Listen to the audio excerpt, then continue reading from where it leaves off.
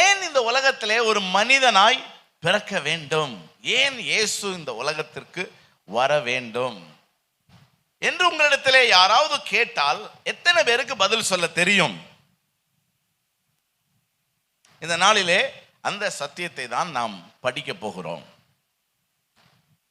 ஏன் இயேசு இந்த உலகத்திற்கு வந்தார் என்ற சத்தியம் நமக்கு தெரியவில்லை என்றால் நாம் சரியான நோக்கத்தோடு அவரை சேவிக்க மாட்டோம். சரியான நோக்கத்தோடு அவரை நாம் பின்பற்ற மாட்டோம். எப்படி எல்லாரும் தங்களுக்கென்று ஒரு தெய்வத்தை வைத்து தங்கள் தேவைக்காக அந்த தெய்வத்தை வழிபடுகிறார்களோ அது போலவே நாமும் ஒரு தெய்வத்தை வைத்து நம்முடைய தேவைக்காக இந்த தேவனை வழிபடுவதாக ஆகிவிடும். அப்படி கிடையாது. நம்முடைய தேவன் 1000-10,000ங்களில் சிறந்தவர். அவர் மற்ற தேவர்களைப் போல அல்ல. ஆகவே மற்றவர்கள் தங்களுடைய தெய்வத்தை வழிபடுகிறது போல, சேவிக்கிறது போல நாம் செய்தால் அது நல்லதல்ல. ஆகவே இயேசு ஏன் இந்த உலகத்திற்கு வந்தார் என்ற அந்த நோக்கத்தை நாம் அறிந்து கொண்டு அதற்கேற்ப நாம் வாழ வேண்டும். அப்பதான் நாம் அவரை சரியான விதத்தில் பின்பற்ற முடியும். இயேசு நான் ஏன் இந்த உலகத்திற்கு வந்தேன் என்று அவர் சொன்ன வசனங்களையே எடுத்து ஒரு 6 குறிப்புகளை நாம் தியானிக்க போகிறோம். ஒரு சின்ன பையன் இருந்தான், அவனுக்கு சைக்கிள் ஆசை. ஆனா அவனுக்கு சைக்கிள் கிடைக்கல. ஒரு பையன் சொன்னா, நீ ஏசப்பாட்ட கேளு, உனக்கு கண்டிப்பா ஏசப்பா சைக்கிள் தருவார் அப்படின்னா. இவனுக்கு ஜெபிக்க தெரியாது. ஆகவே வீட்டு பக்கத்தில் இருக்கிற ஒரு சிஎஸ்ஐ சபைக்கு போனான். அவங்க எப்படி ஜெபிக்கிறாங்க அப்படிங்கிறத கவனிச்சுக்கிட்டே இருந்தான். அப்புறம் வீட்டுக்கு வந்து ஜெபம் பண்ணான். பரமண்டலங்களில் இருக்கிற எங்கள் பிதாவே, உம்முடைய குமாரனாகிய இயேசு கிறிஸ்துவின் நாமத்தினாலே உம்முடைய திரு சன்னிதானத்திற்கு வருகிறேன். உலக தோற்றத்துக்கு முன்னே உம்முடைய ஆதீனத்திலே எனக்காக ஆயத்தம் பண்ணி வைத்திருக்கிற அந்த சைக்கிளை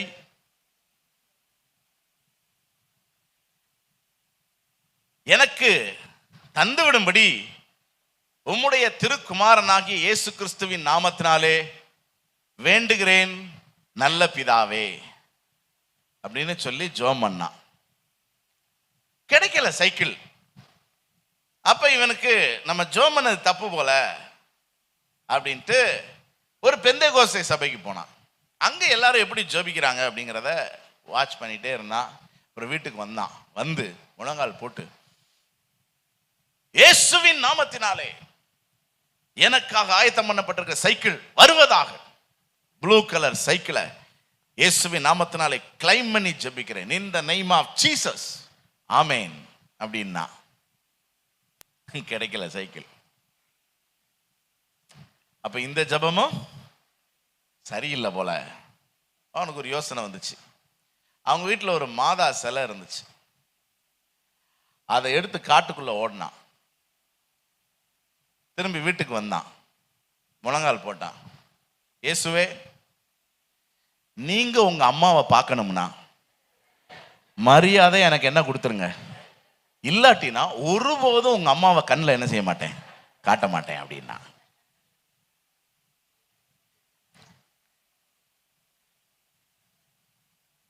இப்படி அவன் காரியத்தை கண்டு சிரிக்கிறோம் பார்த்தீங்களா? இப்படிதான் நம்ம வாழ்க்கை நிறைய பேருடைய சிரிப்புக்கு எதுவா இருக்கு. இப்ப இது ஒரு குழந்தைத்தனமானதுங்கிறது நமக்கு நல்லா புரியுது. இப்படித்தான் நாம் அநேகர் கர்த்தரை சேவிக்கிறதிலும் குழந்தைத்தனமாக இருக்கிறோம். இன்னும் சத்தியத்தை அறிகிற அறிவில் நாம் பூரணர்கள் ஆகல. அதனாலதான் நம்முடைய வாழ்க்கையில் அநேக குறைகள் இருக்கிறது. அநேக ஜெபங்களுக்கு பதில் இல்லை. அநேக காரியங்களை தவறாக செய்கிறோம். மற்றவர்கள் நம்மை பார்த்து, நம்ம இந்த சின்ன பையன் செஞ்ச இந்த காரியத்தை கேட்டு சிரிக்கிற மாதிரி சிரிப்புக்கு ஏதுவாக இருக்கக்கூடாது, அது சாட்சிக்கு ஏதுவாக இருக்க வேண்டும். உடைய வாழ்க்கை பிறருக்கு எப்படி இருக்கணும்? சாட்சிக்கு ஏதுவா, ரோல் மாடலா. அதற்கு தான் இந்த செய்தி நமக்கு உதவி செய்யும். ஏன் இயேசு இந்த உலகத்திற்கு வந்தார்? 6 காரியங்களை உங்களுக்கு சொல்ல விரும்புகிறேன். நம்பர் 1 என்ன அப்படின்னா, தம்முடைய ராஜ்யத்தை அவர் ஸ்தாபிக்க வந்தார். இயேசு தன்னுடைய ராஜ்யம் அல்லது தேவனுடைய ராஜ்யத்தை ஸ்தாபிக்க வந்தார். 2வது, நியாயப்பிரமாணத்தை நமக்கு போதிக்க வந்தார். நியாயப்பிரமாணத்தை நமக்கு விளக்கி சொல்ல வந்தார். 3வது, பாவிகளை மனம் திரும்ப அழைக்க வந்தார் அல்லது பாவிகளை ரட்சிக்க வந்தார். பாவிகளை பரிசுத்தவான்கள் ஆக்க வந்தார். 4வது, நம்மை அவரோடு சேர்க்க வந்தார். தேவனோடு நம்மை சேர்க்க வந்தார். 5வது, நியாய தீர்ப்பை பற்றி நமக்கு சொல்ல வந்தார். நியாய தீர்ப்பை குறித்து நமக்கு சொல்ல வந்தார். 6வதாக, நித்திய ஜீவனை நமக்கு கொடுக்க வந்தார். நித்திய ஜீவனை நமக்கு கொடுக்க வந்தார். இந்த 6 காரியங்களை மிக வேகமாக உங்களுக்கு நான் விளக்கி சொல்ல விரும்புகிறேன். உங்களுக்கு பக்கத்தில் இருக்கிறவங்க முழிச்சிருக்கிறாங்களா, இப்பவே ஆரம்பிச்சிட்டாங்களான்னு பாருங்க. முழிச்சிருக்காங்களா? சரி, ஓகே.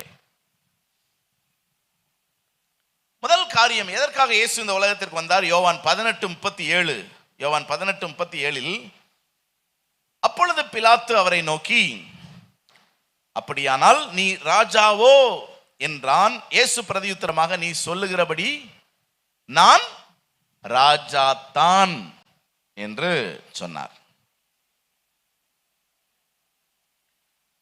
லூக்கா 11வது அதிகாரம் 20வது வசனம் பார்த்தீங்கன்னா, லூக்கா 11:20, நான் தேவனுடைய விரலினாலே பிசாசுகளை துரத்துகிறபடியினால் தேவனுடைய ராஜ்யம் உங்களிடத்தில் வந்திருக்கிறது. சரி, கவனிங்க. இயேசு சிலுவையிலே அறையப்படுவதற்கு முன்பதாக அவர் நியாயம் விசாரிக்கப்படுவதற்காக பிலாத்துவுக்கு முன்னாடி நிற்கிறார். ஏன்னா ஒரு தண்டனை தீர்ப்பு கொடுக்கணும்னா அது முன்பு விசாரிக்கப்பட வேண்டும். இயேசுவ சிலுவையில் அறையணும்னு வேதபாரகர் பரிசேயர் துடிக்கிறாங்க. ஆனா அந்த தீர்ப்பு சொல்ற இடத்துல இருக்கிற பிலாத்து முதல்ல விசாரிக்கிறான். அநேகர் இயேசுவின் மேல் குற்றச்சாட்டுகளை கொட்டுகிறார்கள். பிலாத்துக்கு எதையும் ஏற்றுக்கொள்ள முடியல. ஆகவே அவன் அமைதியாக கேட்டுக்கொண்டே இருக்கிறான். திடீரென்று ஒரு குற்றச்சாட்டு எழும்பியது. என்னன்னு தெரியுமா? இவர் தன்னை ராஜா என்று சொல்லுகிறார் அப்படின்னோடனே பிலாத்து முழிச்சுக்கிட்டான். ஏன்னா அது வரைக்கும் மத ரீதியான ஒரு குற்றச்சாட்டுகள் தான் இருந்து கொண்டே இருந்தது.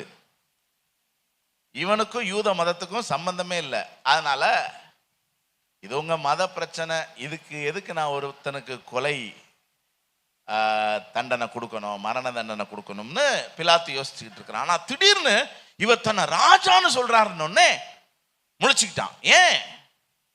ஏற்கனவே அந்த நாட்கள்ல பல ராஜாக்கள் மோதி கொள்ளுகிறார்கள். முழு உலகத்தையும் ரோம சாம்ராஜ்யம் ஆண்டு கொண்டிருக்கிறது. அந்த ரோம சாம்ராஜ்யத்துக்கு ஒரு சக்கரவர்த்தி இருக்கிறார். அவருக்கு கீழே அந்த ரோம சாம்ராஜ்யத்தை நிர்வாகம் பண்றதுக்கு நிறைய சிற்றரசர்கள் எல்லாம் இருக்கிறாங்க. அதுல ஒருத்தர் தான் இந்த பிலாத்து.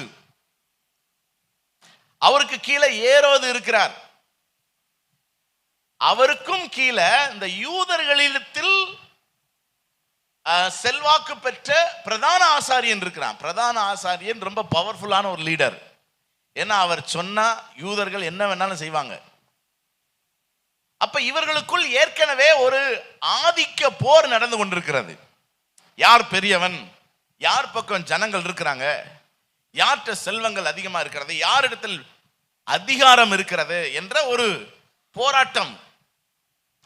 இதுக்கிடையில இயேசுவும் தன்னை ராஜான்ன உடனே பிலாத்துக்கு, நீ ராஜாவா அப்படின்னு கேட்கிறான். இதுக்கு முன்னாடி எவ்வளவோ குற்றச்சாட்டுகள் இயேசுவின் மேல் சாட்டப்பட்டது.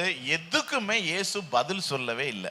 அமைதியாகவே இருந்தார். ஆனால் முதன்முறையாக நீ ராஜாவான்னு கேட்ட உடனே இயேசு அமைதியாகவும் இல்லை, யார் சொன்னா அப்படிலாம் மறுக்கவும் இல்லை. அவர் என்ன சொல்றார்? நான் ராஜா தான். அப்ப இயேசு இந்த உலகத்திற்கு எப்படி வந்தார்? ராஜாவாக வந்தார். இயேசு இந்த உலகத்தில் யாராக வந்தார்? ராஜாவாக வந்தார். ஒருவேளை அவர் பிறந்தது ஏழையின் கோலத்திலாக இருக்கலாம், ஆனால் அவர் வந்தது எப்படி வந்தார்? ராஜாவாக வந்தார். அவர் இயேசு ராஜா. அவர் இயேசு. எத்தனை பேர் இயேசுவை ராஜாவாக ஏற்றுக்கொண்டிருக்கிறீங்க? என்ன ராஜா? இப்ப இயேசு அதே வசனத்துல என்ன சொன்னார்னா, என்னுடைய ராஜ்யம் இவ்வுலகத்திற்குரியது அல்லன்னாரு. ஆனா இந்த உலகத்துல தான் அவர் தம்முடைய ராஜ்யத்தை ஸ்தாபித்தார். ராஜ்யம்னா ரெண்டு வேணும். ஒன்னு ராஜா, இன்னொன்னு குடிமக்கள் வேணும். சரி, இந்த தேவனுடைய ராஜ்யத்துக்கு ராஜா யார்? ஐயோ, வேற யாரையும் வச்சிருக்கிறீங்களா? இல்ல, தேவனுடைய ராஜ்யத்துக்கு யார் ராஜா? யார்? இயேசு. மக்கள் யார்? நீங்களும் நானும் தான். இயேசுவை முதல்ல ஒரு 12 பேர் ஏற்றுக்கொண்டிருந்தாங்க. அப்புறம் ஒரு 120 பேர் ஏற்றுக்கொண்டாங்க. அப்புறம் ஒரு 3000 பேர் ஏற்றுக்கொண்டாங்க. 5000 பேர் ஏற்றுக்கொண்டாங்க. அப்புறம் எருசலேம்ல மட்டும் 1,00,000 பேர் இயேசுவை ஏற்றுக்கொண்டாங்க. இவங்கெல்லாம் ராஜ்யம், அவருடைய ஆளுகையிலே அவருடைய சொற்படி கேட்கிற அவருடைய ஆதரவாளர்கள். அப்புறம் உபத்திரவம் வந்தது சபைக்கு. அவர்கள் எங்கும் சிதறி போனார்கள். அப்படிதான் தோமா இந்தியாவுக்குலாம் வந்தார். தோமா இந்தியாவுக்கு வந்தப்ப தோமா மூலமா ரட்சிக்கப்பட்ட ஒரு கூட்டம் இந்தியாவில் இருந்துச்சு. உலகம் எங்கும் அந்த கூட்டம் பெருகி பெருகி பெருகிதான் இன்னைக்கு திருத்தங்கள் கர்மேல் சபையில இவ்வளவு பெரிய கூட்டம் இருக்கு. நம்மெல்லாம் யாரு? தேவனுடைய ராஜ்யத்தின் ஜனங்கள், தேவனுடைய ராஜ்யத்தை சேர்ந்தவர்கள். அப்ப நம்மிடத்தில் தேவன் தம்முடைய ராஜ்யத்தை என்ன செய்திருக்கிறார்? ஸ்தாபித்திருக்கிறார். நமக்கு இயேசு யாராயிருக்கிறார்? ராஜாவாயிருக்கிறார். அப்ப இந்த ராஜ்யம், என்னுடைய ராஜ்யம் உலகத்திற்குரியது அல்லன்னாரு. ஆனா உலகத்துலதான் அந்த ராஜ்யம் என்ன செய்யுது? இருக்கு. ஆனா தேவன் உலகத்துக்குரியது அல்ல அப்படின்னா உலக ராஜ்யத்தின் கருத்துக்கு ஒத்தது அல்ல என்று சொன்னதாக அர்த்தம். புரியுதா? இது உலக ராஜ்யத்தை போன்ற ராஜ்யம் அல்லன்னு அர்த்தம். ஏன்னா பிலாத்து என்ன யோசிக்கிறான்னா, நமக்கு போட்டியே வர்றானோ. இன்னைக்கும் அப்படிதான் கிறிஸ்தவர்ல உலகம் பார்க்குது. இவங்கெல்லாம் மெஜாரிட்டி ஆயிட்டாங்கன்னா இவங்கெல்லாம் சேர்ந்து அவங்களுக்கு ஏத்த மாதிரி ஒருவேளை செல்வின் பாஸ்டரை கூட முதல்வர் ஆக்கிடுவாங்க, பிரைம் மினிஸ்டர் ஆக்கிடுவாங்க. ஆக்க மாட்டீங்களா? அப்படிங்கிற ஒரு கண்ணோட்டத்துல தான் அந்த அரசியல் சாயம் பூசப்பட்டு கிறிஸ்தவர்கள் வெறுக்கப்படுகிறார்கள், பயக்கப்படுகிறார்கள், ஒதுக்கப்படுகிறார்கள், ஒடுக்கப்படுகிறார்கள். புரியுதா? மைனாரிட்டி அப்படின்னு ஏன் சொல்றாங்கன்னா, நம்மள அவங்க இந்த உலக பிரகாரமான ஒரு ராஜ்யமாய் பார்க்கிறார்கள். ஆனால் ஆண்டவர் சொன்னார், இது உலக பிரகாரமான ராஜ்யம் அல்ல, இது தேவனுடைய ராஜ்யம். அப்படின்னா என்ன அர்த்தம் பாஸ்டர்? அதுக்குதான் இன்னொரு வசனத்தை காட்டினேன். நான் என்னுடைய விரலினாலே பிசாசுகளை துரத்துகிறபடினால் தேவனுடைய ராஜ்யம். கவனிங்க, இந்த முழு உலகமும் பிசாசினுடைய ஆளுகைக்குள் இருக்கிறது. அந்தகார லோகாதிபதி என்று அவனுக்கு ஒரு பெயர் உண்டு. லோகம்னா உலகம், இந்த உலகத்துக்கு அதிபதி. ஆமா, அந்த பிசாசு ஜனங்களை ஆண்டு கொண்டிருக்கிறான். இப்ப இயேசு வந்தது எதற்காக? அவனுடைய ஆளுகையில் இருக்கிற ஜனங்களை பிடுங்கி தன்னுடைய ஆளுகையில் வைத்துக் கொள்வதற்காக. பிசாசின் ஆளுகையில் இருக்கிற ராஜ்யம் எப்படி இருக்கும்? தேவனுடைய ஆளுகையில் இருக்கிற ராஜ்யம் எப்படி இருக்கும்? ஒரு வசனத்தை வாசிங்க. ரோமர் 14:17. ரோமர் 14:17 தேவனுடைய ராஜ்யம் புசிப்பும் குடிப்பும் அல்ல. அப்ப பிசாசின் ராஜ்யம் எப்படிப்பட்டது? புசிப்பும் குடிப்புமானது. இன்னைக்கு உலகத்துல எது ரொம்ப தீவிரமா இருக்குது சொல்லுங்க? புசிப்பும் குடிப்போம். எண்ணத்தை உண்போம், எண்ணத்தை குடிப்போம். ரொம்ப தீவிரமா இருக்கு இன்னைக்கு. ஏன்னா அது பிசாசின் ராஜ்யம். ஆனா தேவனுடைய ராஜ்யம் புசிப்பும் குடிப்பும் சரி, அப்படின்னா நம்ம சாப்பிடக்கூடாதா பாஸ்டர் அப்படின்னு கவலைப்படாதீங்க. என்ன போட்டிருக்கு? தேவனுடைய ராஜ்யம் எப்படிப்பட்டது? நீதியும் சமாதானமும் பரிசுத்த ஆவியினால் உண்டாகிற சந்தோஷம். நீதினா என்னது? பரிசுத்தம். அப்ப இந்த ராஜ்யம் எப்படிப்பட்டது? பரிசுத்தமானது. இரண்டாவது சமாதானம். அப்ப இந்த ராஜ்யத்தில் இருக்கிறவங்க எல்லாம் சமாதான பிரியர்கள், சண்டைக்காரர்கள் அல்ல. மூணாவது பரிசுத்த ஆவியினால் உண்டாகிற சந்தோஷம். சரி, அப்ப பிசாசின் ராஜ்யம் எப்படிப்பட்டது? இது மூணுக்கு ஆப்போசிட் ஆனது. சொல்லுங்க பார்க்கலாம். பிசாசின் ராஜ்யம் எப்படிப்பட்டது? அநீதியானது. ஆனா அக்கிரமம், அநியாயம், அருவருப்பான கிரியைகள் நடக்க இன்னைக்கு உலகத்துல. அது பிசாசின் ராஜ்யம், இருளின் ராஜ்யம், அந்தகார ராஜ்யம். அதுல இருளின் அந்தகார கிரியைகள் இருக்கும். ஆமா. இரண்டாவது, அங்க சமாதானம் இருக்காது. என்ன இருக்கும்? ஒரே சண்டை. இன்னைக்கு பாக்குறோம்ல, யார் பெரியவன், ஒரே போட்டி, பொறாமை, கலகம், யுத்தங்கள். ஆமா, ஒருத்தர் ஒருத்தர் குற்றம் சாட்டுறது, பழித்து பேசுறது, தூஷிக்கிறது, ஒரே கலகம். மூணாவது பிசாசின் ராஜ்யம் எப்படிப்பட்டது? இங்க பரிசுத்த ஆவியின் சந்தோஷம் இருக்குல்ல, இங்க சந்தோஷத்துக்காக மனிதன் பாவத்தை தேடி ஓடுவான். அதான் பிசாசின் ராஜ்யத்துல சந்தோஷம் எதனால கிடைக்கும்? அநித்தியமான பாவத்தினால. அநித்தியமான பாவ சந்தோஷம். அதனாலதான் இன்னைக்கு மனுஷன் சந்தோஷத்துக்காக மோசமான பாவங்களை செய்யறான். அந்த பாவம் செய்யறதுக்கு பணம் வேணும், அந்த பணத்தை சம்பாதிக்கிறதுக்காக அநியாயம் பண்றான். அதான் உலகம். எத்தனை பேருக்கு புரிஞ்சிருச்சு? இப்ப ஆண்டவர் நான் என்னுடைய ராஜ்யத்தை ஸ்தாபிக்க வந்தேன்னா என்ன அர்த்தத்துல சொல்றாரு? பிலாத்து, உன்னையே உன் சிங்காசனத்துல இருந்து தூக்கிட்டு நான் உன் சிங்காசனத்துல உட்காருவேங்கிறது அர்த்தம் கிடையாது. ஏற்கனவே முழு உலகமும் பிசாசினுடைய ஆளுகைக்குள்ள இருக்குது. ஆகவே ஜனங்கள் பாவம் செய்கிறார்கள், சமாதானம் இல்லாமல் வாழ்கிறார்கள், மெய்யான சந்தோஷம் இல்லாமல் பாவத்தினால் பொய்யான சந்தோஷத்துல வாழ்ந்துகிட்டு இருக்கிறாங்க. இவர்களை ரட்சித்து தேவனுடைய ராஜ்யத்துக்குள்ள கொண்டு வர போறேன். அங்க என்ன இருக்குது? பரிசுத்தம் இருக்குது. அங்க என்ன இருக்குது? சமாதானம் இருக்கு. அங்க என்ன இருக்குது? பரிசுத்த ஆவியினால் உண்டாகிற சந்தோஷம். அந்த பரிசுத்த ஆவியானுடைய சந்தோஷம் உள்ளத்துல இருக்கிறதுனால அவங்க சினிமா சீரியல்னு ஓட மாட்டாங்க. என்ன சாராயம், குடி, போதைன்னு போக மாட்டாங்க. ஏன்னா அதெல்லாம் அவங்களுக்கு தேவையே என்ன? ஏதோ தேவைப்படுற மாதிரியே பாக்குறீங்க. தேவை இல்லைன்னா நீங்க சத்தமா லேலியால சொல்லி இருக்கணும். ஏன்னா அதன் மூலம் அவங்களுக்கு சந்தோஷம் வேணுங்கிற அவசியம் கிடையாது. ஏன்னா பரிசுத்த ஆவியானவர் உள்ள ஜீவ நதியா என்னுள்ளம் தேவன்பால் பொங்கி வழியுதே. ஏசன்னை இரட்சித்தா நான் ஆடி பாடுவே, எவரும் அறியாரே என் உள்ளம் பொங்குதே. என் உள்ளம் பொங்கி பொங்கி பொங்கி பொங்கி வழியுதே. என் பாத்திரம் நிரம்பி நிரம்பி வழிகின்றது, வழிந்து ஓடுகின்ற எனக்குள்ளே ஜீவ ஊற்று, அது வற்றாது. அதுதான் சந்தோஷம். அந்த சந்தோஷம் ஒரு நாளும் வற்றவே வற்றாது. நீங்க எந்த ராஜ்யத்தில் இருக்கிறீங்கன்னு பக்கத்தில் இருக்க பார்த்து கேளுங்க. எந்த ராஜ்யத்தில் இருக்கிறீங்க? கவனிங்க.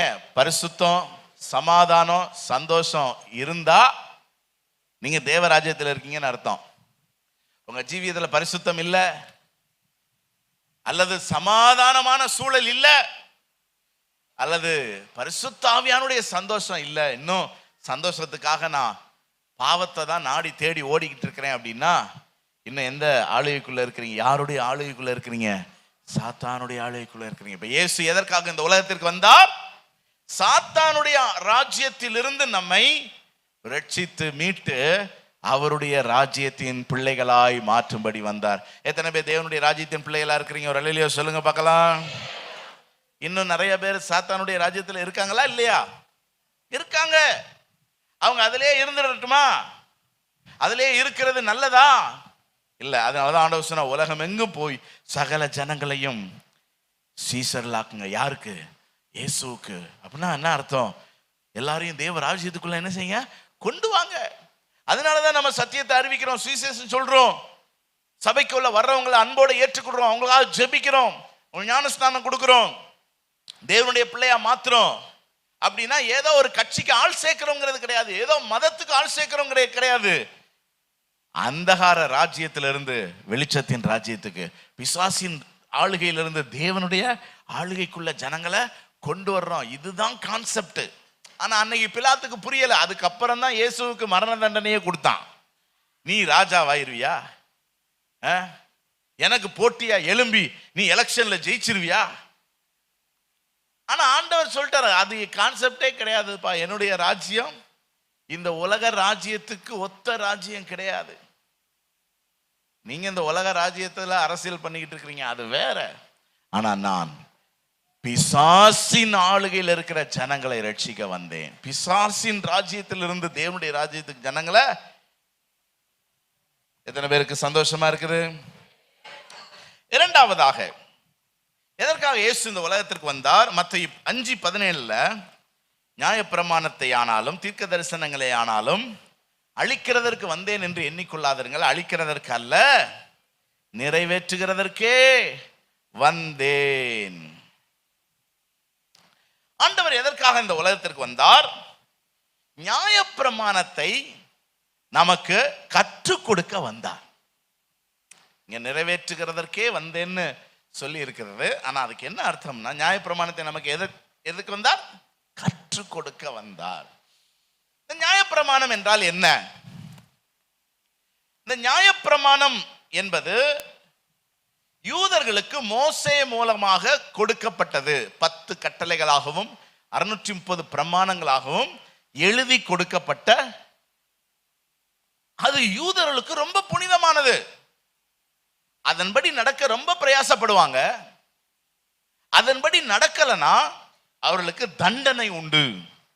அப்படி எத்தனையோ பேர் கல்லறிந்து கொல்லப்பட்டிருக்கிறார்கள், எத்தனையோ பேர் தண்டிக்கப்பட்டிருக்கிறார்கள் நியாயப்பிரமாணத்தினால. இப்ப இந்த நியாயப்பிரமாணத்தை யூதர்கள் தங்களுடையதாகவே வைத்துக் கொண்டார்கள். ஆனால் நியாயப்பிரமாணம் என்பது யூதர்களுக்கானது மட்டும் அல்ல. அதை வெளியே எக்ஸ்போஸ் பண்றதுக்கு தான் இயேசு வந்தார். நியாயப்பிரமாணத்தை யூதர்களுக்குன்னு இருந்த அந்த நியாயப்பிரமாணத்தை உலகத்தில் இருக்கிற சகல ஜனங்களுக்கும் கொண்டு சேர்ப்பதற்காகத்தான் இயேசு இந்த உலகத்திற்கு வந்தார். எப்படி அல்லது ஏன்? முதல்ல பிரமாணம் அப்படின்னா என்னன்னு புரிஞ்சுக்கிடணும்.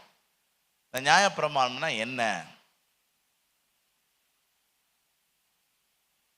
இப்ப இந்த மைக் இருக்கு. இந்த மைக்க வடிவமைத்தவர், உருவாக்கினவர், இந்த மைக்கை எப்படி பயன்படுத்தணும், எப்படி பயன்படுத்தக்கூடாது அப்படின்னு ஒரு மேனுவல் எழுதுவார். தமிழ்ல என்ன சொல்லுவாங்க? கையேடு, பயன்படுத்துகிற முறை. அதுல இத்தனை வாட்ஸ் பேட்டரி போடணும், வெயிலில் வைக்க கூடாது, தண்ணி பட கூடாது, அப்படிலாம் சில காரியங்கள் சொல்லப்பட்டிருக்கும். இப்ப இதை நான் வாங்கிட்டேங்க, எப்படி பயன்படுத்தணுங்கிறத நான் பார்க்கவே இல்லை. நான் பாட்டுக்கு என் இஷ்டத்துக்கு பயன்படுத்துறேன். என்ன ஆகும்? சீக்கிரத்துல செத்து போயிரும், ரிப்பேர் ஆயிரும். நான் இதை பாழாக்கி விடுவேன். ஏனென்றால் இது எப்படி பயன்படுத்த வேண்டும் என்ற அறிவு எனக்கு இல்லை. மனிதனை சிருஷ்டித்த தேவன் இந்த மனிதன் எப்படி வாழ வேண்டும் என்ற ஒரு சட்ட திட்டத்தை மனிதனுடைய இருதயத்துல கர்த்தர் எழுதி வைத்தார். அதற்கு பெயர் தான் மனசாட்சி. சொல்லுங்க பார்க்கலாம். பக்கத்துல இருக்கிறவங்ககிட்ட கேளுங்க, மனசாட்சி இருக்குதான்னு கேளுங்க. ஆமா, பலூன் அடிச்சதுக்கெல்லாம் பயந்தீங்கன்னா நான் எப்படிங்க உங்களை பரலோகத்துக்கு கொண்டு போய் சேர்க்கறது? சரி சரி, நல்லதுதான். அப்பப்ப டப்பு டப்புன்னு வெடிச்சதுன்னா தூங்குற ஆட்களாவது என்ன செய்யும்? முழிச்சுக்கிடும். பக்கத்துல இருக்க ஆள்கிட்ட கேட்டீங்களா மனசாட்சி இருக்குதான்னு? கவனிங்க. முதல் தேவன் மனிதனை சிருஷ்டித்த போது இருந்த அந்த முதல் காலம் இருக்குல்ல, அதுக்கு பேர் மனசாட்சியின் காலம், டிஸ்பென்சேஷன் ஆஃப் கான்சியஸ்னஸ். அந்த நாட்களில் வாழ்ந்த ஜனங்கள் எதன் அடிப்படையில் வாழ்ந்தாங்க? மனசாட்சியின் அடிப்படையில் வாழ்ந்தாங்க. ஏன்னா ஒவ்வொருடைய இருதயத்திலும் தேவனுடைய பிரமாணம் எழுதப்பட்டிருக்கிறது. எப்படி வாழணும், எப்படி வாழக்கூடாது. அதனாலதான் என்ன ஒரு ஆச்சரியம். ஒரே ஒரு உதாரணம் சொல்றேன் பாருங்க. அந்த முதல் காலத்துல வாழ்ந்த ஜனங்கள் ஒருவனுக்கு ஒருத்தி என்ற கோட்பாடோடு வாழ்ந்தார்கள். அவங்களுக்கு யார் சொல்லி கொடுத்தா? அவங்க மனசுல அந்த பிரமாணம் இருந்தது. யாரையும் கொலை செய்யக்கூடாது என்ற ஒரு பிரமாணத்தோடு வாழ்ந்தார்கள். அப்படி கொலை செய்தவனுக்கு ஒரு பயம் இருந்தது, நமக்கு ஒரு தண்டனை உண்டு என்ற ஒரு எச்சரிப்பு அவனுடைய மனதில் இருந்தது. இதுதான் கான்சியஸ்னஸ். அப்ப இந்த நியாயப்பிரமாணம் யூதர்களுக்கு கொடுக்கப்படுவதற்கு முன்பாகவே யாருக்கு கொடுக்கப்பட்டிருந்தது? சிங்கம்புலி கரடிக்கு இல்ல, யாருக்கு? மனுஷனுக்கு. கர்த்தர் சிருஷ்டித்த மனுஷனுக்கு. ஏன்னா அந்த மனுஷன் அந்த பிரமாணத்தின்படி வாழ்ந்தா தான் வாழ முடியும். அந்த பிரமாணத்துக்கு விரோதமா ஏதாவது செஞ்சான்னா ஆசீர்வாதம் கிடையாது. ஆனா போக போக அவனுடைய மனசாட்சி என்ன செஞ்சிருச்சு? மார்கையா செத்து போச்சு. அதனாலதான் மனுஷனுடைய இருதயத்தின் நினைவுகளின் தோற்றம் எல்லாம் நித்தமும் பொல்லாததே என்று கண்டு தேவன் ஜலப்பிரளயத்தை அனுப்பி ஜனங்களை அழித்து போட்டார். ஏன்னா இவனை வச்சிருந்தா இனி காரியம் ஆகாது. என்ன, இவன் தன்னுடைய பிரமாணத்தின்படி மனசாட்சியின்படி வாழல, மனசாட்சி செத்து போச்சு. இப்ப அதுக்கப்புறம் வந்த ஜனங்களுக்கு தான் கர்த்தர் நியாயப்பிரமாணத்தை எழுதி கொடுத்தார். வச்சுக்கோங்க, நியாயப்பிரமாணத்தை என்ன செய்தார்? மோசையின் மூலமாக எழுதி கொடுத்தார். சரி, இந்த நியாயப்பிரமாணம் மனிதனை தண்டிப்பதற்காகவா, மனிதனை ஆசீர்வதிப்பதற்காகவா? சரி, இப்ப அந்த வசனத்தை வாசிங்க. உபாகமம் 30:15. உபாகமம் 30:15. இதோ ஜீவனையும் நன்மையையும் மரணத்தையும் தீமையையும் இன்று உனக்கு முன்னே வைத்தேன். நீ பிழைத்து பெருகும்படிக்கும் நீ சுதந்தரிக்க போகிற தேசத்தில் உன் தேவனாகிய கர்த்தர் உன்னை, சொல்லுங்க சத்தமா, ஆசீர்வதிக்கும்படிக்கும் நீ உன் தேவனாகிய கர்த்தரில் அன்பு கூறவும் அவர் வழிகளில் நடக்கவும் அவர் கற்பனைகளையும் கட்டளைகளையும் நியாயங்களையும் கை கொள்ளவும் நான் இன்று உனக்கு கற்பிக்கிறேன். எதை கற்பிக்கிறேன்? என் கட்டளைகளை கற்பிக்கிறேன், நியமங்களை கற்பிக்கிறேன். எதற்காக? நீ கர்த்தரிடத்தில் அன்பு கூறவும் நீ ஆசீர்வாதமாய் இருக்கவும். அதற்குத்தான் நியாயப்பிரமாணம் கொடுக்கப்பட்டது. ஆனா இந்த நியாயப்பிரமாணத்தின்படி யூதர்கள் நடக்கவும் இல்லை, இந்த நியாயப்பிரமாணத்தை மற்றவங்களுக்கு காட்டவும் இல்லை. நியாயப்பிரமாண புஸ்தகத்தை தொலைச்சிட்டாங்களே.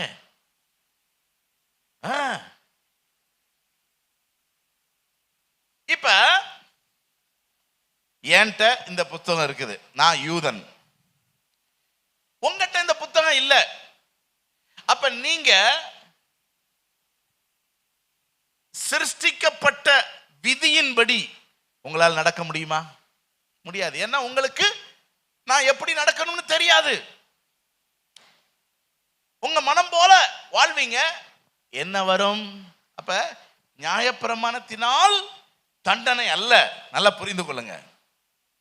நம்ம சிருஷ்டிக்கப்பட்ட விதியின்படி செய்யக்கூடாததை செஞ்சா நமக்கு தீமை, நமக்கு சாபம், நமக்கு நஷ்டம், நமக்கு மரணம். அதை காட்டி கொடுக்கிறது தான் இந்த நியாயப்பிரமாணம். நான் சொல்றது புரியுதா? நியாயப்பிரமாணம் சொல்றதுனால மரணம் இல்ல, மரணத்தை நியாயப்பிரமாணம் என்ன செய்யுது? காட்டி கொடுக்குது. அப்ப யூதர்கள் மட்டும் அந்த நியாயப்பிரமாணத்தை வச்சு கொண்டிருந்தது அது ஒரு அநியாயமான செயல். அதனாலதான் இயேசு வந்து போதித்தார், நியாயப்பிரமாணத்தை தான் எடுத்து போதித்தார். மத்தேயு 1வது அதிகாரம் என்னது? வம்ச வரலாறு. 2வது அதிகாரம் பிறப்பின் வர்த்தமானம். 3வது அதிகாரம் ஞான ஸ்நானம். 4வது அதிகாரம் உபவாசம் இருந்தார், ஊழியத்தை ஆரம்பிச்சார். 5வது அதிகாரத்திலிருந்து அவர் என்ன செய்தார்? உபதேசித்தார். எப்படி உபதேசித்தார்? விபச்சாரம் செய்யாதிருப்பாயாக என்று பூர்வத்தாருக்கு, பூர்வத்தார்னா யாரு? நியாயப்பிரமாணத்தை பெற்றவங்க. அவங்களுக்கு உரைக்கப்பட்டிருந்தது, நான் உங்களுக்கு சொல்லுகிறேன், ஒரு ஸ்திரீயை இச்சையோடு பார்க்கிற எவனும் அவளோடு விபச்சாரம் செய்தாய். கொலை செய்யாது இருப்பாயாக என்று பூர்வத்தாருக்கு உரைக்கப்பட்டிருந்தது, நான் உங்களுக்கு சொல்லுகிறேன், தன் சகோதரனை பகைக்கிற எவனும் மனுஷ கொலைபார். அப்ப இதெல்லாம் என்னது? நியாயப்பிரமாணம் தான், உபதேசம் தான். இன்னைக்கும் பார்த்தீங்கன்னா சில ஊழியக்காரங்க, நமக்கெல்லாம் நியாயப்பிரமாணம் கிடையாது, இயேசு நியாயப்பிரமாணத்தை நிறைவேற்றி முடித்து விட்டார், பைபிளை வாசிக்காத, மூடி வச்சிரு, நீ எப்படினாலும் வாழு, ஏன்னா நம்முடைய கிரியைகளுக்கு தக்க பலன்ல ஆண்டவர் கிருபையாய் நம்மை ஆசீர்வதிக்கிறார் அப்படின்லாம் குழப்புவாங்க. குழம்பாதீங்க, நான் சொல்றது புரியுதா? கிருபை என்னைய காப்பாத்தும்னு கடல்ல விழுந்தீங்கன்னா என்ன ஆகும்? இதுதான் பிசாசு இயேசுநாதருக்கு சொல்லி கொடுத்தான். மேல இருந்து குதி, உன்னைய தூதர்கள் கையில ஏந்தி கொள்வார்கள் எழுதி இருக்கிறது. நல்ல வேளை இயேசுநாதர் குதிக்கல.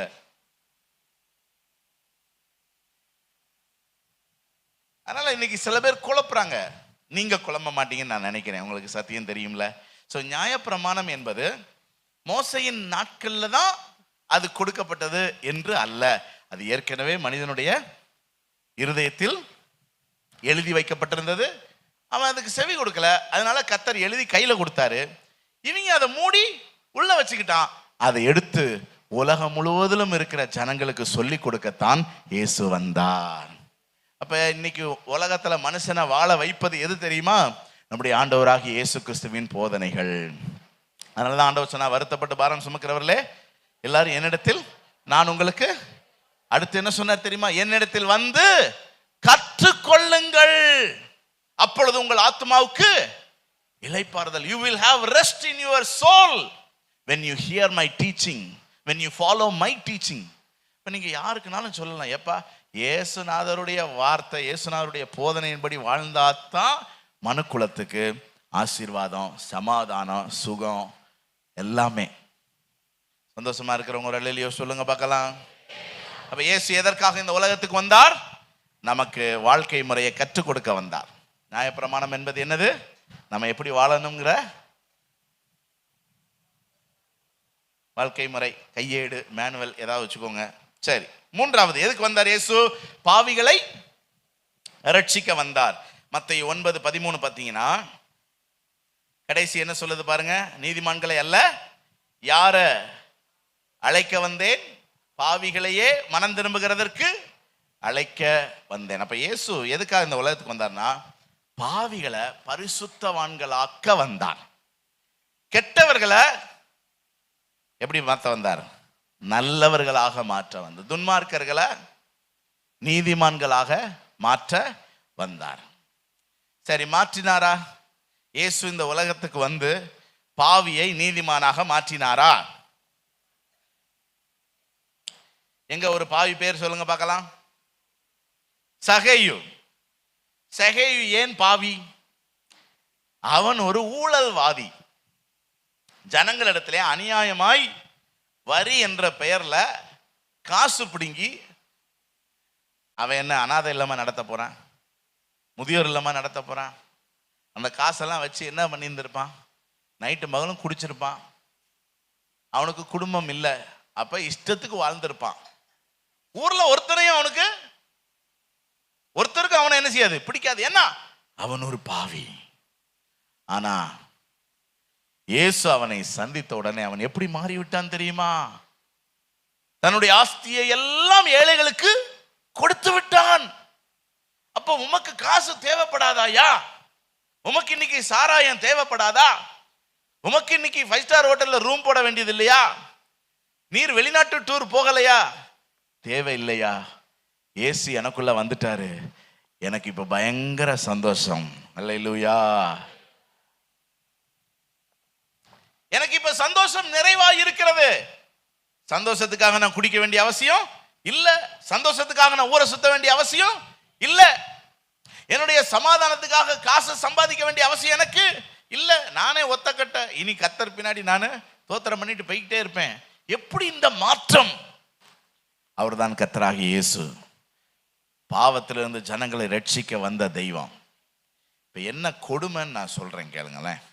2 பேர் சர்ச்சுக்கு வந்தாங்க ஜெபம் பண்றதுக்கு. ஒருத்தன் சொல்றான், ஆண்டவரே நான் 52 வாரமும் சர்ச்சுக்கு போயிடுவேன், 12 மாசமும் தசமம் கரெக்டா கொடுத்துருவேன், எல்லா ஜெபத்திலையும் நேர் முழங்கால நிற்பேன். சர்ச்சுக்கு என்ன ப்ரோக்ராம்னு போய் நிற்பேன். இன்னொருத்தன் வாசல்ல நின்றுட்டு, பாவியாகிய என் மேல் கிருபையாயிரம், எனக்காக மனம் இறங்க ஆண்டவரே, என் பாவத்தை மன்னிங்க ஆண்டவரே, என்னை பரிசுத்தவனா மாத்துங்கன்னு சொல்லி 2 பேரும் ஜெபம் பண்றாங்க. இதுல யாருடைய ஜெபம் கேட்கப்பட்டது? யார் பக்கத்துல தம்முடைய முகத்தை கர்த்தர் திருப்பினார்? ஏன் இவனுக்கு அவனுக்கு என்ன பிரச்சனை? ஆண்டவர் யாரை தேடுறார் தெரியுமா? அதாவது சுயநீதியை பேசி பாருங்க, எல்லாருக்குள்ளேயும் பாவ சுபாவம் இருக்கிறது. இப்ப இந்த வாரம் வெள்ளிக்கிழமை நம்ம பாவ நிவர்த்தி கூட்டம் ஏன் நடத்துறோம்? எல்லாருக்குள்ள என்ன இருக்குது பாருங்களேன். இஸ்ரவேல் ஜனங்கள் 2 பலி செலுத்தணும். ஒன்னு பாவ நிவாரண பலி, இன்னொன்னு குற்ற நிவாரண பலி. பாவ நிவாரண பலி எதற்காக? முதல்ல குற்ற நிவாரண பலியை பார்ப்போம். குற்ற நிவாரண பலி எதற்காகனா, அவன் செய்த குற்றத்துக்காக. இப்ப நான் திருடிட்டேன்னு வச்சுக்கோங்களேன். இந்த பிளாஸ்க உங்க வீட்டுல இருந்து திருடிட்டேன். திருடினதுக்கு நான் ஒரு பலி செலுத்தணும். அதுக்கு பேர் என்ன பலி? குற்ற நிவாரண பலி.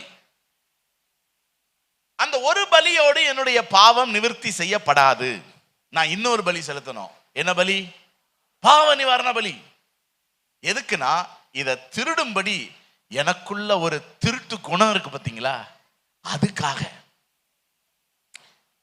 நீங்க யாரும் திருடல, ஆனா உங்களுக்குள்ள என்ன இருக்கு, அது எப்ப வெளியே வரும்னு தெரியாது. அது சந்தர்ப்பம் பார்த்துக்கிட்டே இருக்கு. உண்மையா இல்லையா? பொய் சொல்றது ஒரு பாவம். பொய் சொல்ல நமக்குள்ள தூண்டுகிற ஒரு பாவ குணம் இருக்குல்ல, அது எப்போ வரைக்கும் இருக்கும்? இந்த உலகத்துல இருக்கிற வரைக்கும், மாம்சத்துல இருக்கிற வரைக்கும் அந்த குணம் உண்டு. அதனாலதான் நம்ம பாவம் இல்லை என்று சொல்வோமானால் நம்மை நாமே வஞ்சிக்கிறவர்களா இருப்போம்னு பைபிள்ல போட்டிருக்குது. அதனால இந்த வெள்ளிக்கிழமை அதுக்குதான் சுத்திகரிப்பு. நமக்குள்ள இருக்கிற அந்த பாவ சுபாவத்திலிருந்து அதற்காகத்தான் பாவ நிவர்த்தி. ஆனா இந்த மனுஷன் என்ன செய்யறான்னா, தன்னுடைய சுயநீதியை பேசி பாவமே இல்லாத மாதிரி அவன் என்ன செய்யறான். ஆனா அவனுக்கு ஒரு பாவம், நம்ம பாவம் செய்யக்கூடாது, நம்ம பரிசுத்தமா இருக்கணும். ஆமா, நம்ம ஆண்டவர் பாவத்தை பாராத சுத்த கண்ணர். நம்ம ஆண்டவருக்கு முன்னாடி போய் நிற்கும் போது நம்ம ஒரு பாவத்தோட போய் நின்னோம்னா, ஐயோ அவர் துக்கப்படுவார். நம்ம பாவம் செஞ்சா முதல்ல துக்கப்படுறது யாரு? முதல்ல நம்ம என்ன பாவம் செஞ்சாலும் யாருக்கு தெரியும்? ஆண்டவருக்கு நம்ம வாழ்க்கை வெட்ட வெளிச்சமா இருக்குது. நம்ம என்னதான் மறைச்சி பாவம் செஞ்சாலும் சரி, என்னதான் பாஸ்வேர்டு போட்டு பூட்டினாலும் சரி, என்னதான் என்னென்னத்தையும் வாயில போட்டு மென்னு அப்படின்னாலும் சரி, யாருக்கு தெரியும்? கர்த்தருக்கு தெரியும். அவர் துக்கப்படுவார் என்ற அந்த உணர்வு இருக்குதுல்ல, அதுதான் நமக்கு ரொம்ப முக்கியமான தேவை. மற்றபடி நம்ம செய்யற எல்லாத்துக்குமே பலன் உண்டுங்க. ஒரு கலசம் தண்ணி கொடுத்தாலும் உங்களுக்கு பலன் உண்டுன்னு ஆண்டவர் சொல்லிட்டாரு. அதனால நீங்க ஆண்டவருக்காக என்ன செஞ்சாலும், நீங்க ஞாயிற்றுக்கிழமை ஆராதனைக்கு வந்திருக்கீங்களா, ஒரு ஆசீர்வாதத்தை கர்த்தர் கொடுத்து செட்டில் பண்ணிடுவாரு. ஆண்டவர் யாருக்கும் கடனாளி அல்ல. ஆமா, நீங்க காணி கொடுக்குறீங்களா, செட்டில் பண்ணிடுவாரு. ஊழியம் செய்றீங்களா, செட்டில் பண்ணி, எல்லாமே செட்டில் ஆயிரும் உங்களுக்கு. ஆனா ஆண்டவர் எதிர்பார்க்கிறது என்ன தெரியுமா? என்னது? பரிசுத்தம். அந்தரங்க வாழ்க்கையில பரிசுத்தம், பேச்சில பரிசுத்தம், பார்வையில பரிசுத்தம், சிந்தனையில பரிசுத்தம், இருதயத்துல பரிசுத்தம், கிரியைகளை பரிசுத்தம். தேவ பிள்ளைகளே, கிறிஸ்துமஸ் கொண்டாடுகிற கிறிஸ்தவர்களே, நீங்க பரிசுத்தமா இல்லைன்னா நீங்க ஆண்டவரை நேசிக்கலன்னு அர்த்தம். நீங்க ஆண்டவரை ஏற்றுக்கொள்ளலன்னு அர்த்தம். ஆண்டவரை அசட்டை பண்றீங்கன்னு அர்த்தம். ஆண்டவர்கிட்ட இந்த ஆசீர்வாதத்தை பெற்றுக்கொள்ள முடியாது. மனம் திரும்புங்க.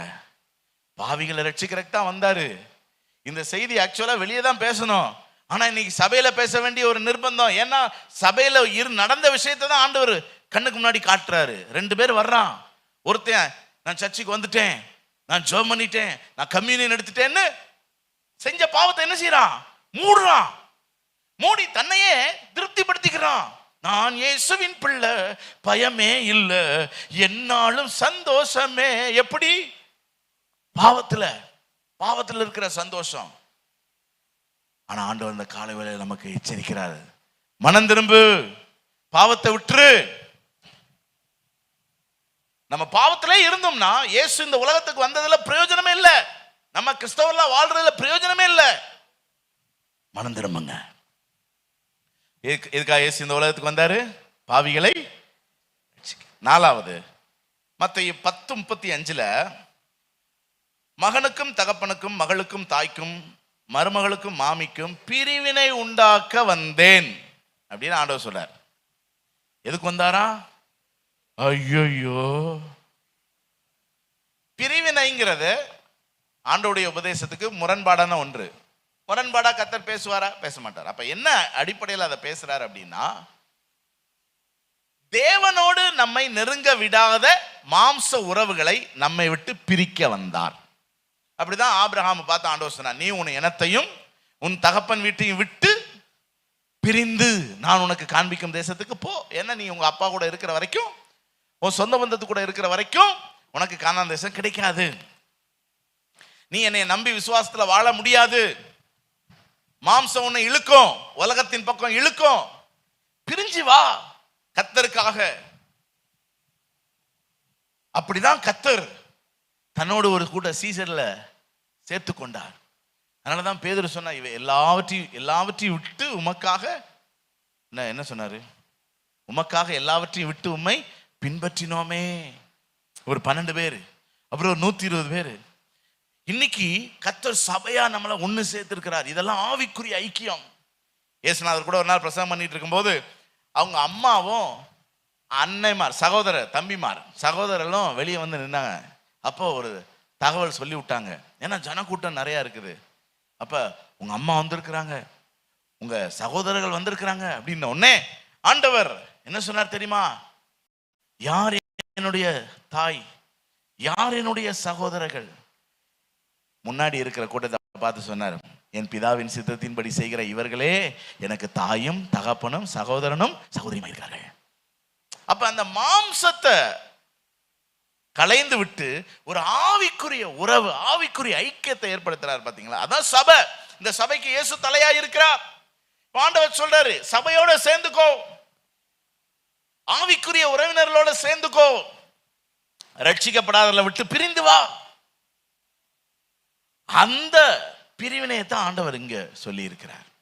இப்ப எதற்காக இயேசு வந்தார்? தம்மோடு நம்மை சேர்த்து கொள்வதற்கு. எத்தனை பேர் ஆண்டவருடைய பிள்ளையா மாறிட்டீங்க? எத்தனை பேர் இந்த சபையில ஜெனியூனான உறுப்பினரா மாறிட்டீங்க? எத்தனை பேர் இயேசுவோட வாழ்றீங்க? போன வாரம் கூட செய்தி கேட்டோம், அவரோட நம்ம ஃப்ரெண்ட் ஆகணும்னு.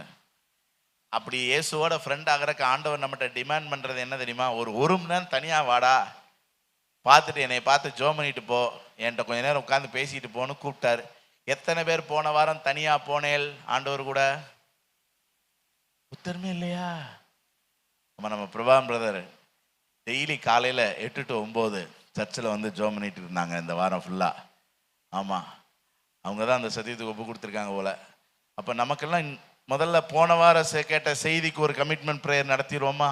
முதல்ல என்ன செய்ய போறேள்? 1 மணி நேரம் தனியா வான்னு கூப்பிடுறாரு கர்த்தர். எதுக்கு? அவர் கூட உட்கார்ந்து பேச. பாருங்க எவ்வளவு நல்ல தெய்வம். அவர் இந்த உலகத்துக்கு வந்தது தம்மோடு நம்மை சேர்த்து கொள்ள, நம்மை சிநேகிதர்கள் ஆக்கிக் கொள்ள, நம்மை சொந்தங்கள் ஆக்கிக் கொள்ள.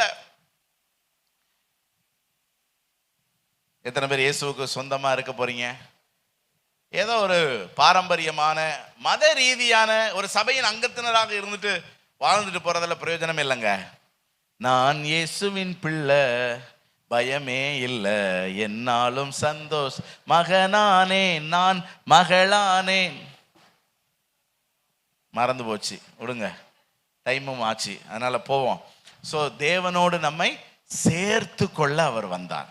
ஐந்தாவது நியாய தீர்ப்பை பற்றி சொல்ல வந்தார்.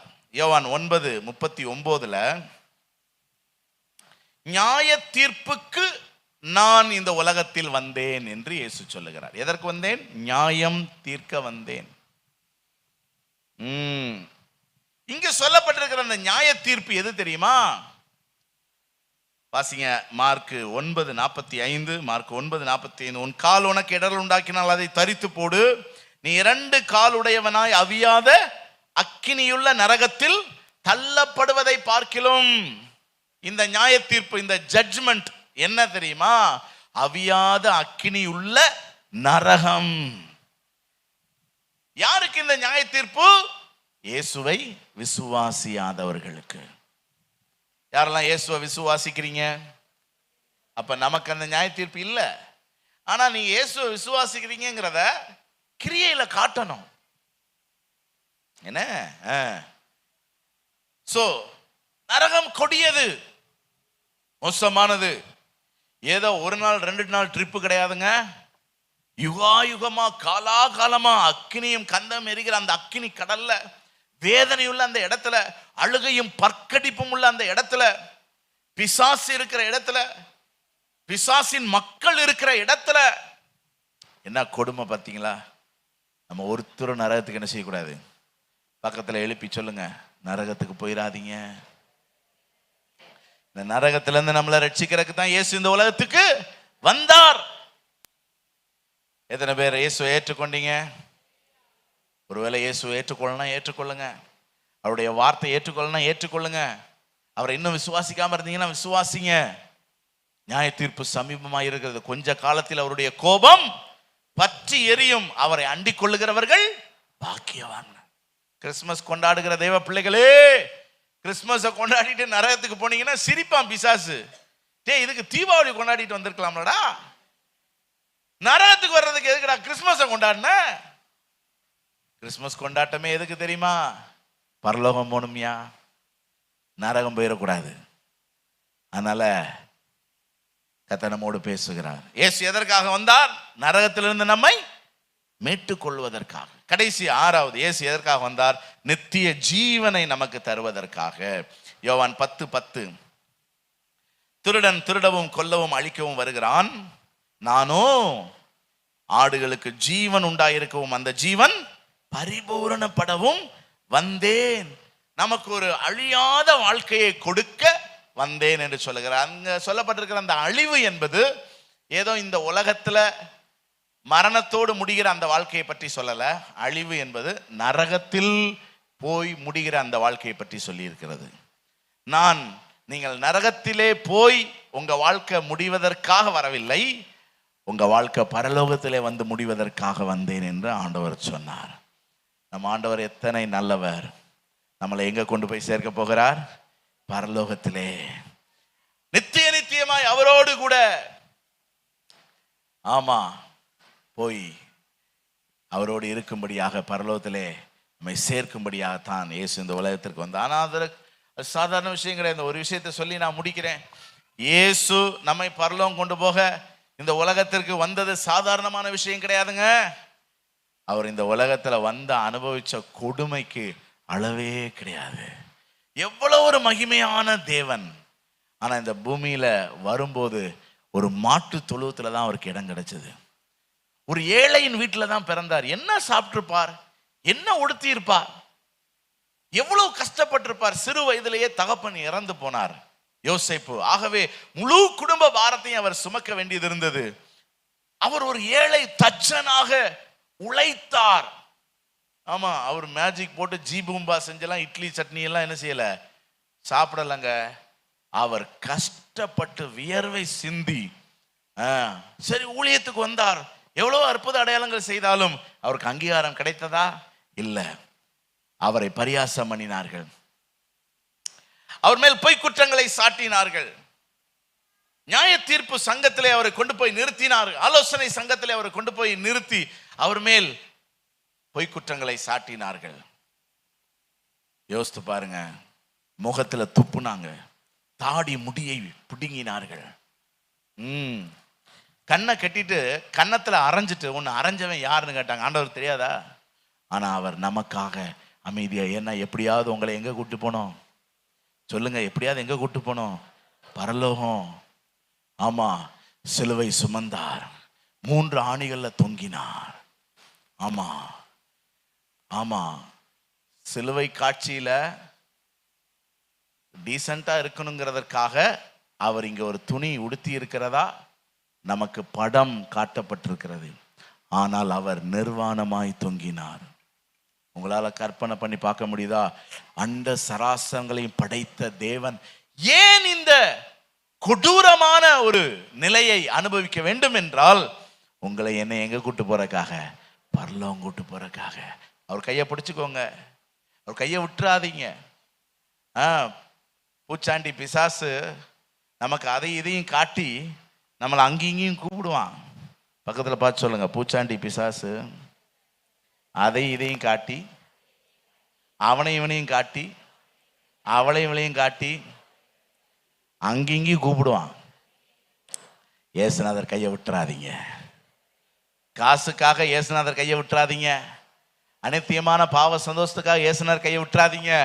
உங்களை பரலோகம் கூட்டு போகணுங்கிறக்காக அவர் எவ்வளவு துயரங்களை இந்த உலகத்துல சுமந்தார் தெரியுமா? இன்னைக்கு அவர் மகிமையின் ராஜாவா இருக்கிறார். ஆனா அந்த ராஜா மடியில உட்கார்றதுக்கு நீங்க அங்க போய் சேரணும்ல. சேரணுமா வேண்டாமா? இந்த உலகம் இன்னைக்கு பயங்கரமா நம்ம ஈர்க்க பார்க்கிறது. ஆனா இன்னொரு பக்கம் இருகர நீட்டி இயேசு உங்களை அழைத்து கொண்டிருக்க. எப்படியாவது எங்க வந்து சேர்ந்துடுறா, உனக்கு ஒரு வீடை கட்டி வச்சிருக்கேன்டா, இந்த உலகத்துல வீடை கட்டுறேன்னு சொல்லி வராம இருந்துடாத. உனக்கு அங்க பறக்கிறதுக்கு ரெக்கையெல்லாம் வச்சிருக்கிறேன், இங்க பைக் வாங்கணும்னு சொல்லி என்ன செஞ்சிடாத, ஆண்டவர் விட்டு போயிடாத, அங்க வா. ஆமா, அங்க உனக்கு சூப்பர் சூப்பர் நல்ல ஆகாரம்லாம் இருக்குது, கண்டதையும் தின்னு எங்கிட்டாவது என்ன செஞ்சிடாத, போயிடா. இந்த உலகம் இன்னைக்கு மக்களை ஈர்க்க பார்க்கிறது. ஆனா இயேசு உங்களை பரலோகத்துக்காக அழைக்க அவர் ஆவலோடு இருக்கிறார். ஆனாலும் கொஞ்சம் காலம் இருக்குது. இந்த உலகத்துல நம்ம செய்ய வேண்டிய காரியங்கள்லாம் இருக்கு. ஆனா ஒரு முடிவு உண்டு, அதுதான் பரலோகம். அல்லேலூயா. 6 காரியம் சொன்னேன். கட்டுன்னு சொல்லுங்க பார்க்கலாம். நம்பர் 1, எதற்காக இயேசு இந்த உலகத்திற்கு வந்தார்? பிசாசின் ஆளுகையில் இருக்கிற நம்மளை அவருடைய ஆளுகை, அவருடைய ராஜ்யத்திலே சேர்க்க வந்தார். 2வது, நமக்கு வாழ்க்கையை போதிக்க வந்தார், நியாயப்பிரமாணத்தை விளக்க வந்தார். 3வது, நம்மளெல்லாம் கெட்டவனை நல்லவனாக்க, பாவிய பரிசுத்தவனாக்க வந்தார். 4வது, நம்மை அவரோடு சேர்த்துக்கொள்ள, நம்ம அவருக்கு சொந்தக்காரங்களாக்க, அவருடைய பிள்ளைகளாக்க வந்தார்.